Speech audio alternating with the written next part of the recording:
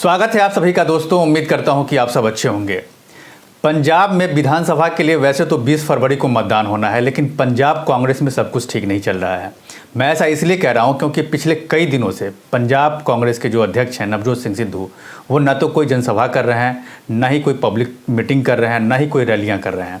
और इन सब के पीछे का रीज़न क्या है, ये पंजाब कांग्रेस के तमाम नेताओं को मालूम है। इसके साथ साथ विपक्ष के जो नेता हैं उनको भी पता है कि आखिर नवजोत सिंह सिद्धू के मन में क्या चल रहा है, वो क्यों ऐसा कर रहे हैं, और वो भी चुनाव के दौरान, जब अब एक सप्ताह के बाद वोटिंग होनी है और इस वोटिंग से पहले नवजोत सिंह सिद्धू इस तरह की जो हरकत कर रहे हैं, इसको लेकर के पंजाब कांग्रेस के नेता काफ़ी चिंतित हैं। और उस सब के रीज़न क्या है उस पर मैं आपको चर्चा करूँगा। लेकिन सबसे पहले मैं आपको बता दूँ कि ये जो सब कुछ चल रहा है पंजाब में, इस दौरान 2 बार नवजोत सिंह सिद्धू माँ वैष्णो देवी के दरबार में जम्मू कश्मीर जा चुके हैं। और इसके पीछे का कारण क्या है उसी पर मैं चर्चा करूंगा। देखिए, नवजोत सिंह सिद्धू बहुत ही महत्वाकांक्षी हैं। वो जो चाह रहे हैं वो उनको अभी तक मिला नहीं है, और वो क्या चाह रहे हैं वो भी सबको पता है कि वो चाहते हैं कि उनको मुख्यमंत्री बनाया जाए। और इसी को लेकर के उन्होंने कैप्टन अमरिंदर सिंह से उन्होंने पंगा लिया था, और उनके साथ इतना घमासान हुआ, इतनी बयानबाजी हुई कि आखिरकार पार्टी के जो आला कमान है उन्होंने कैप्टन अमरिंदर सिंह को पार्टी से निकाल दिया और सीएम पद से उन्होंने इस्तीफा भी दिया। लेकिन इसके बाद भी नवजोत सिंह सिद्धू राज्य के मुख्यमंत्री नहीं बन पाए। वो कहते हैं ना कि 2 लोगों के बीच जब लड़ाई होती है तो तीसरे को फ़ायदा मिलता है, तो वही पंजाब में हुआ। कैप्टन को हटाने के लिए नवजोत सिंह सिद्धू ने साम दाम दंड भेद जो भी अपनाना था उन्होंने अपनाया, और नतीजा ये हुआ कि कैप्टन पार्टी से निकले ही नहीं, उन्होंने मुख्यमंत्री पद से भी इस्तीफा दे दिया।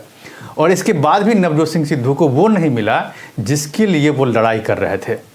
और ये फ़ायदा जो है वहाँ पर मिल गया चरणजीत सिंह चन्नी को, जो वहाँ के मुख्यमंत्री हैं। जब से कैप्टन अमरिंदर सिंह को हटाया गया है उसके बाद से चरणजीत सिंह चन्नी ही मुख्यमंत्री हैं।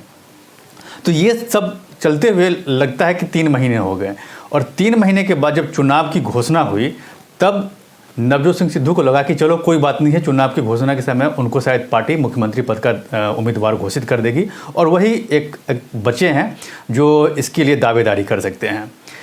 इसी खाब में नवजोत सिंह सिद्धू तब से थे, लेकिन जैसे ही चुनाव की घोषणा हुई रैलियां शुरू हो गई, लेकिन कांग्रेस की तरफ से ऐसा कुछ नहीं किया गया। जबकि बाकी जो दूसरी राजनीतिक पार्टियां उन्होंने अपने अपने मुख्यमंत्री पद का जो उम्मीदवार होगा उनके नाम की घोषणा कर दी। उसके बाद कांग्रेस के ऊपर लगातार इन्होंने दबाव देना शुरू कर दिया कि आपको वोटिंग से पहले सीएम का उम्मीदवार कौन होगा कांग्रेस का, वो आपको बताना है। और इसके लिए खूब कैंपेनिंग उन्होंने की। नतीजा ये हुआ कि कांग्रेस के आला कमान ने ये कहा कि ठीक है भाई, हम पब्लिक से पूछ लेंगे और उसके बाद पार्टी के जो कार्यकर्ता है उससे पूछ करके उसके बाद हम तय करेंगे कि आखिर राज्य का मुख्यमंत्री का उम्मीदवार कौन होगा। और इसके लिए क्या हुआ बाकायदा कि जब ये सब चीज़ चल रहा था तो कहीं ना कहीं नवजोत सिंह सिद्धू को लगा कि कहीं ऐसा ना हो कि चरणजीत सिंह चन्नी हमारे ऊपर भारी पड़ जाए। तब उन्होंने एक दाव और खेला कि जो व्यक्ति 60 एमएलए को जिता करके लाएगा वही जो है सो मुख्यमंत्री पद का उम्मीदवार होगा या फिर मुख्यमंत्री बनेगा। मतलब ये था कि आप अगर 60 के आंकड़े को पार कर लेते हैं तो वहाँ पर आपकी पार्टी सरकार बनाने के लायक हो जाती है और फिर आप तय कर सकते हैं। ये उन्होंने एक पासा खेला, लेकिन ये सब कुछ भी नहीं हुआ।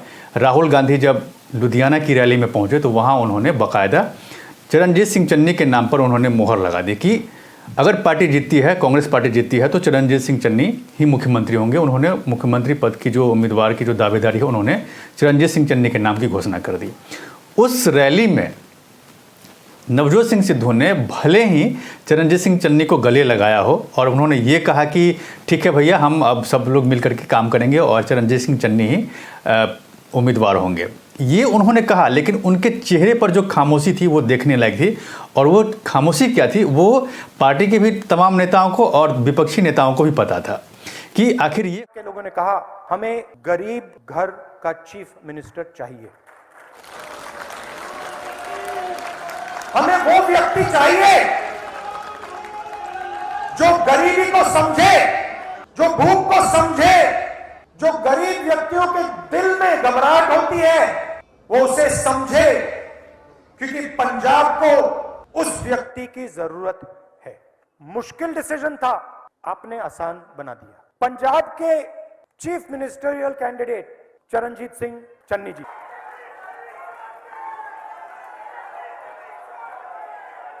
थैंक यू भाई, थैंक यू।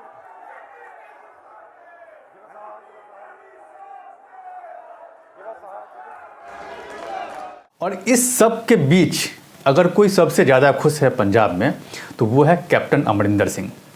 और जब जो राहुल गांधी ने चरणजीत सिंह चन्नी के नाम के उम्मीदवार की घोषणा की तब सबसे ज़्यादा खुशी पंजाब लोक कांग्रेस ने ही मनाया। और देखिए चरणजीत सिंह चन्नी को सीएम पद की उम्मीदवारी कांग्रेस ने उन्होंने तय कर दी।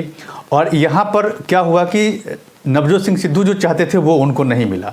और इस पूरे मामले को अगर देखा जाए तो यहाँ पर कैप्टन अमरिंदर सिंह बहुत ज़्यादा खुश हैं। उनको ये लग रहा है, वो ये सोच रहे हैं और उनका सोचना भी जायज़ है, क्योंकि उनको हटाने में जो भूमिका थी वो नवजोत सिंह सिद्धू को ही थी, पार्टी से उन्होंने हटाया था। लेकिन इसके बाद भी वो मुख्यमंत्री नहीं बन पाए। 3 महीने बाद जब चुनाव का सिलसिला शुरू हुआ, अब जब उम्मीदवारी की घोषणा हुई तब भी उनको मुख्यमंत्री पद का दावेदार नहीं बनाया गया। तो इस बात से पंजाब लोक कांग्रेस यानी कि कैप्टन अमरिंदर सिंह और उनकी पार्टी के जो कार्यकर्ता है वो सबसे ज़्यादा खुश थे कि आपने जो किया, आपने जो गड्ढा मेरे लिए खोदा उसमें आप खुद गिर गए। मतलब आपको वो कामयाबी नहीं मिली जिस कामयाबी के लिए आप सोचते थे। ये कैप्टन अमरिंदर सिंह ने अपनी तरफ से उन्होंने कटाक्ष भी किया। उनकी पार्टी ने भी खूब, जब नाम की घोषणा हुई थी चन्नी की, तब उनकी पार्टी के जो कार्यकर्ता थे उन्होंने भी खूब जश्न मनाया था। लेकिन देखिए यहाँ पर जो 6 फरवरी को जब सीएम के उम्मीदवार की घोषणा राहुल गांधी ने की थी, चरणजीत सिंह चन्नी के नाम की घोषणा, उस समय से लेकर के अगर अब तक देखा जाए तो नवजोत सिंह सिद्धू ने अपना मुंह नहीं खोला, यानी कि उन्होंने कांग्रेस के अगेंस्ट में उन्होंने कुछ नहीं बोला है। लेकिन वो पार्टी के जो कार्यक्रम है यानी कि रैलियां हैं, जनसभा हैं, उन सब से वो नादारा बिल्कुल हैं, वो गायब हैं, वो एक तरह से पूरे सीन से गायब हैं और वो नाराज़गी जता रहे हैं। लेकिन उन्होंने अपनी तरफ से कुछ नहीं कहा है। लेकिन उनकी जो पत्नी है उन्होंने साफ साफ कहा है कि पार्टी आला कमान ने बहुत गलत फैसला लिया है और उनको डार्क में रखा गया, यानी कि अंधेरे में रख करके ये फैसला लिया गया है और इसीलिए चरणजीत सिंह चन्नी के नाम की घोषणा हुई है।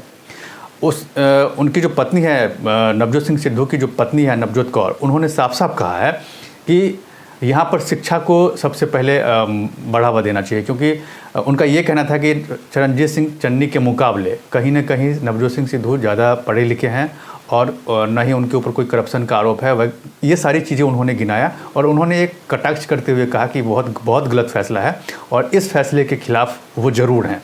तो आप समझ लीजिए कि उन्होंने, नवजोत सिंह सिद्धू ने खुद तो अभी तक कुछ नहीं बोला है, लेकिन उनकी पत्नी ने अपनी बात रख दी। इससे क्लियर हो जाता है कि पार्टी के अंदर जो है अभी भी बहुत कुछ ठीक नहीं है, जबकि 1 सप्ताह के बाद वहाँ पर वोटिंग होनी है।